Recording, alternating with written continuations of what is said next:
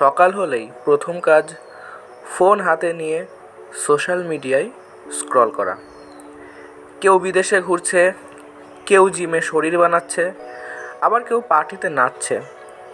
কিন্তু এই নিখুঁত ছবির পেছনে লুকিয়ে থাকে একটি ভয়ঙ্কর সত্য, যেটি হলো মানসিক অবসাদ।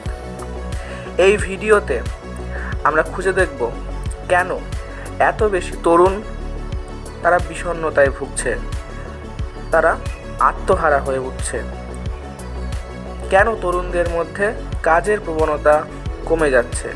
এর জন্য কি সোশ্যাল মিডিয়ায় দায়ী নাকি অন্য কেউ? বিশ্ব স্বাস্থ্য সংস্থার রিপোর্ট বলছে 2023 সালে প্রতিদিন প্রায় 130 জন তরুণ মারা গিয়েছে বিষণ্ণতায়। ভারতে 15 থেকে 24 বছর বয়সী তরুণীদের মধ্যে ডিপ্রেশনের হার গত 5 বছরে দ্বিগুণ হয়েছে। একই সময়ে সোশ্যাল মিডিয়ার ব্যবহার বেড়েছে 300%।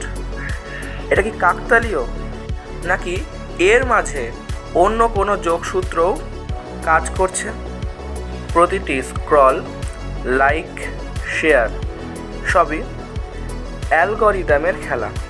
এই অ্যালগরিদম ডিজাইন করা হয়েছে আপনাকে আটকে রাখার জন্য। এর ফলে একজন কিশোর অথবা কিশোরী 8 ঘন্টা পর্যন্ত স্ক্রিনে সময় কাটাচ্ছে।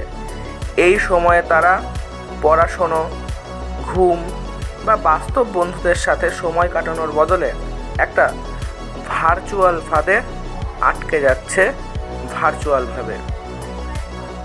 সোশ্যাল মিডিয়া আসলে পুরোপুরি খারাপ না, এটি কণ্ঠস্বর হতে পারে, নতুন সুযোগ দিতে পারে, কিন্তু যখন এর দাস হয়ে যায় তখনই শুরু হয় বিপদ। মস্তিষ্কে ডোপামিনের মাত্রা বেড়ে যায়, তৃপ্তির সীমা হারিয়ে যায়। ফলাফল একঘেয়েমি, বিচ্ছন্নতা, আত্মবিশ্বাসের অভাব, যার ফলে আমরা প্রাত্যহিক এবং দৈনিক জীবন থেকে বিচ্ছিন্ন হয়ে একঘেয়েমির ফাঁদে পড়ে যাই।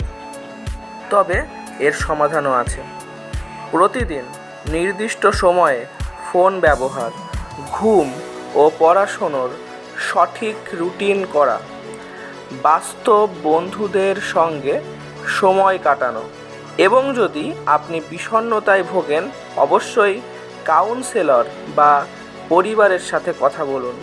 ভবিষ্যৎ প্রজন্মের মানসিক স্বাস্থ্য বাঁচাতে এখনই সময় সোচ্চার হওয়ার। আপনি কি প্রস্তুত? এতে আপনার দায়বদ্ধতা একান্তভাবে প্রয়োজনীয় ও দরকার।